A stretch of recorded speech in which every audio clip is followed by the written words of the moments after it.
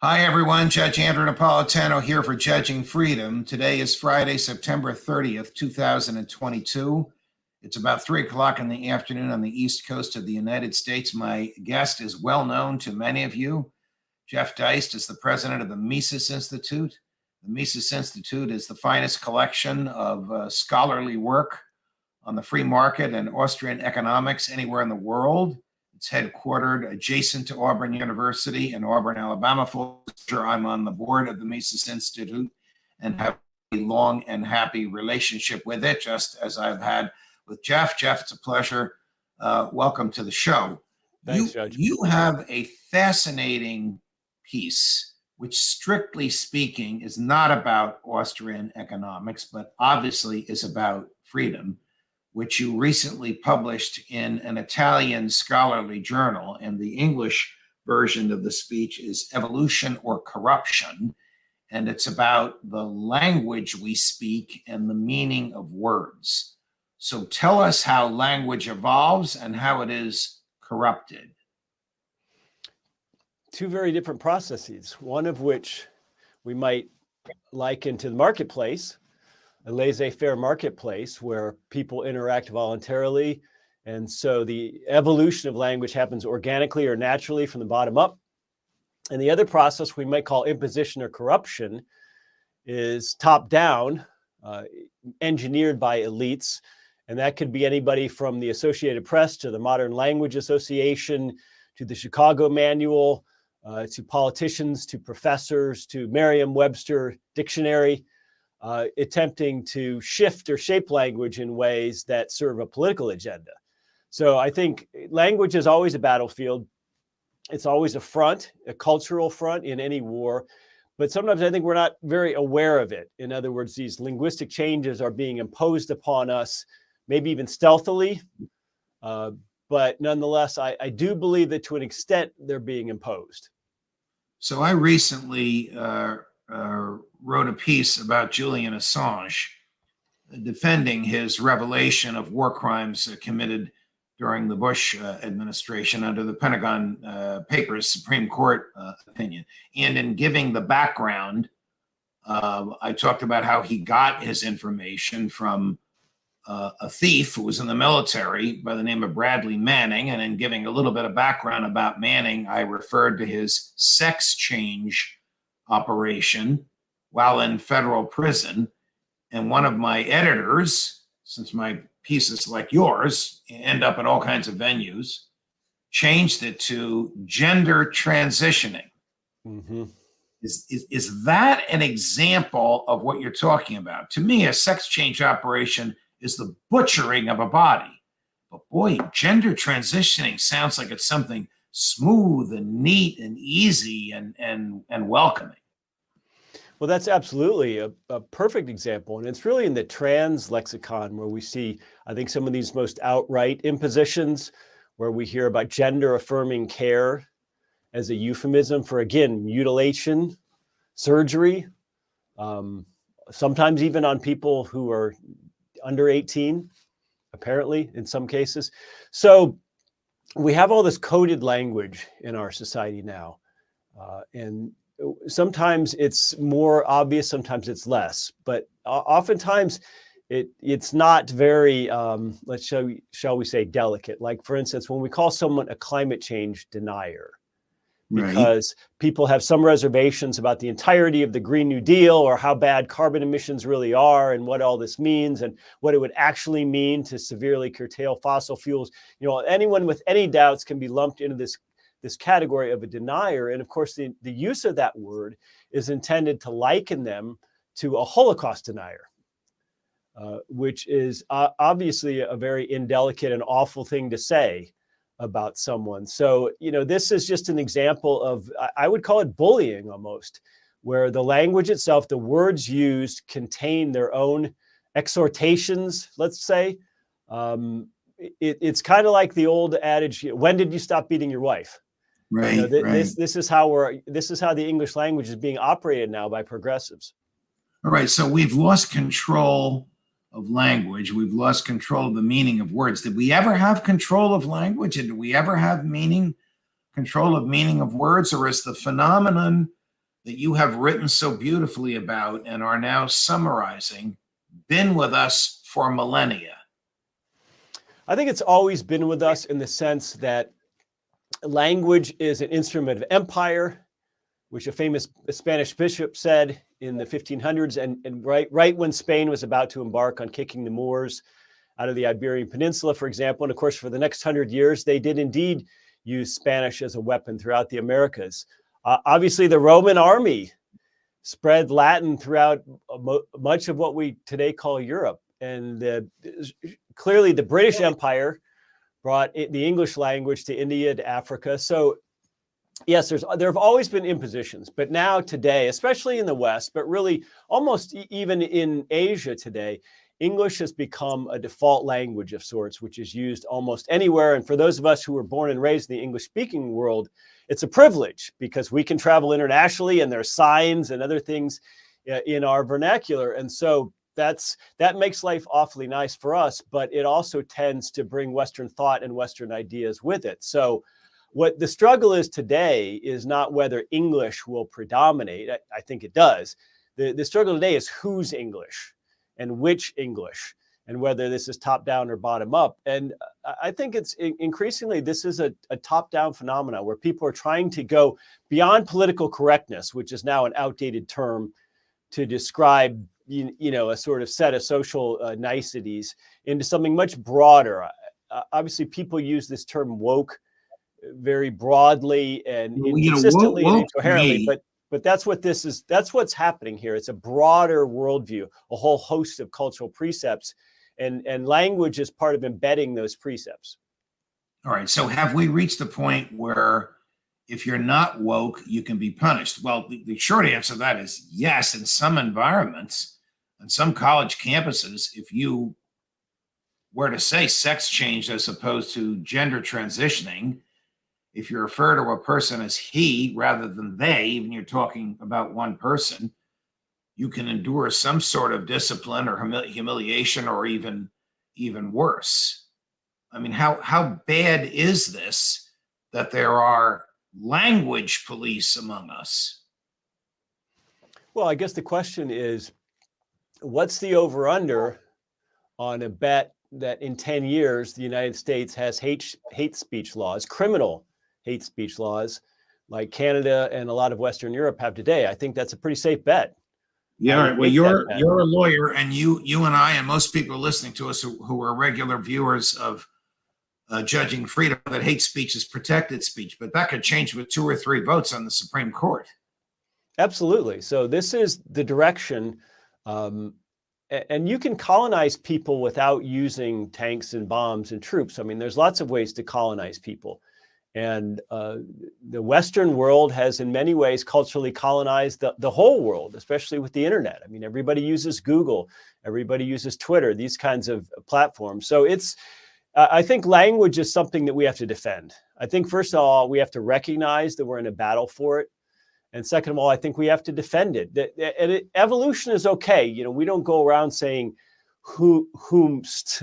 We don't go around saying thou anymore. We don't use Shakespeare's English. We don't use Middle English, and that's fine, provided that that's happening because of popular usage or common usage or precise usage.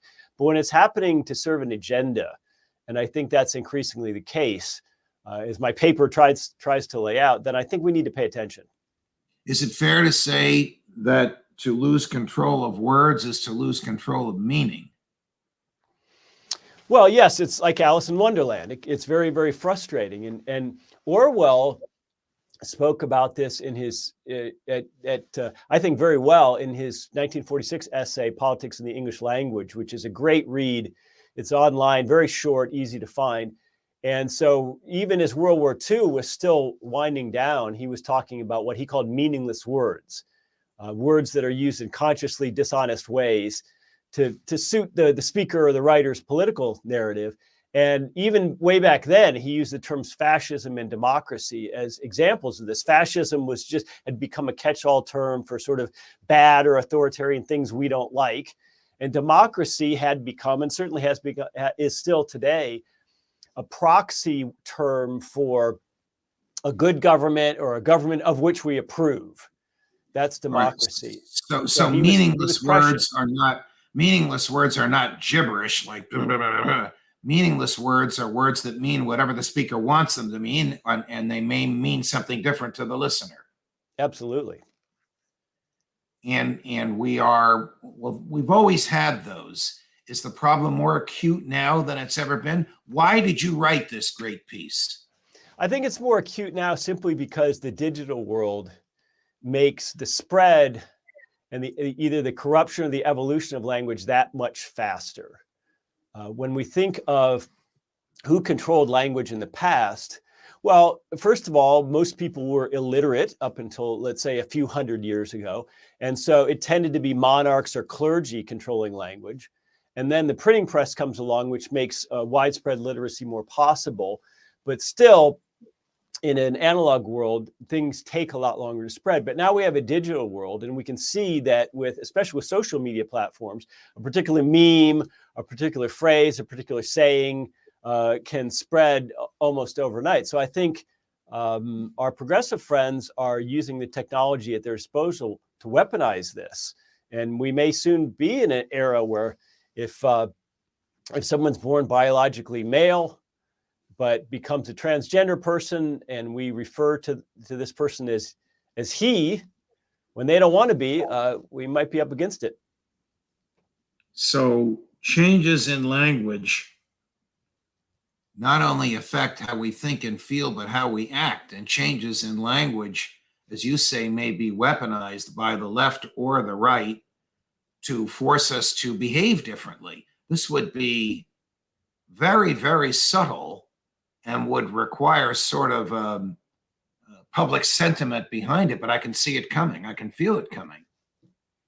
Well, if we think about, especially, well, really both the social and physical sciences, when we think about epistemology, when we think about knowledge itself, we need precise definitions.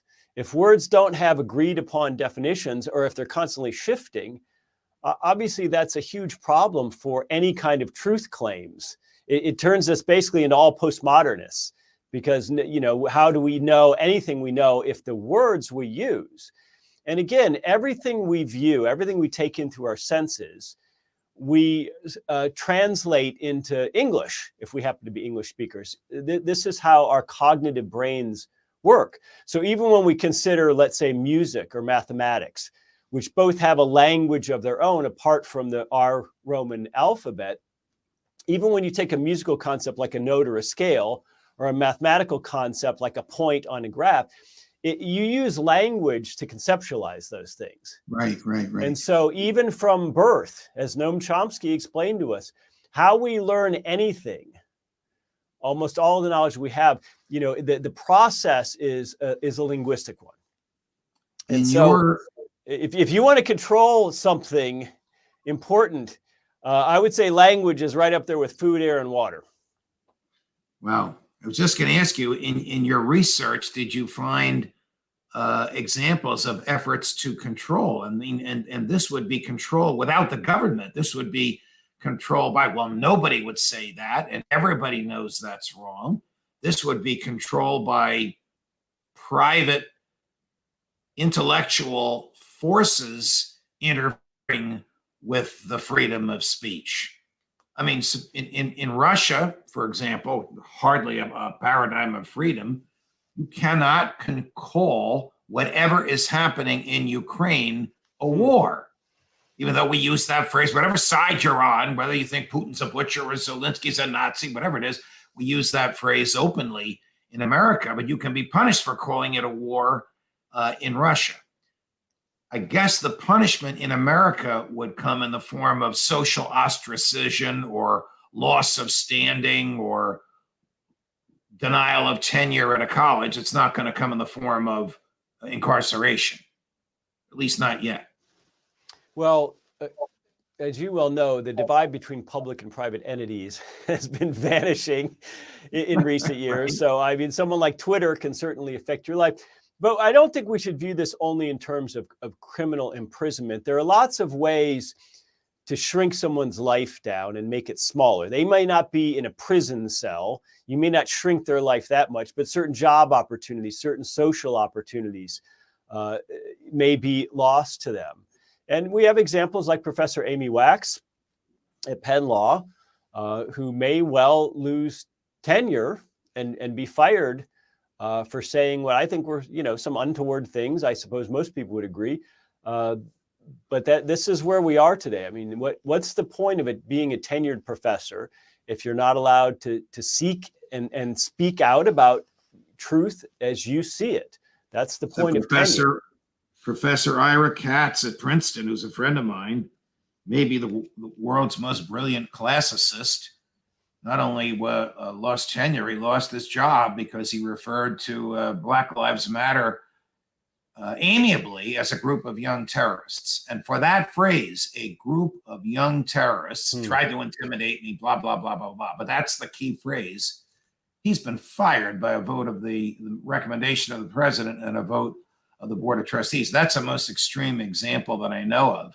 I know you've been following the Professor Wax situation, and her words arguably were harsher. But people shouldn't be punished for their words. I mean, Thomas Jefferson once said, words don't break my bones or pick my pockets. Say whatever the heck you want. If I don't like it, I won't listen. Well, we're in a new era, and when we consider what words are supposed to mean, let's say you're building a house, you better know what a cubic foot is when you're pouring concrete. Well, if we can't define a cubic foot to everyone's satisfaction, and apparently we can't define boy and girl to everyone's satisfaction, then that portends trouble, I think, for the social comity in this country. Yes. Jeff, great conversation. Thank you. Great piece. Where can this piece be found in English? You wrote it in English. I assume it was translated into Italian. If I had written it in Italian, I don't even know how to say Jeffrey in Italian. If I wrote this in Italian, I would be about 3 words in as we speak. If you Google the Ethics and Politics, Etica and Politica is the Italian journal, and it's on their website in both Italian and English. Got it. We will be happily together celebrating the 40th anniversary of the Mises Institute late next week, a week from today, and I look forward to it, and I'll see you then and there. Thank you, Jeff. Pleasure. Thank you, Judge. Judge Napolitano for Judging Freedom.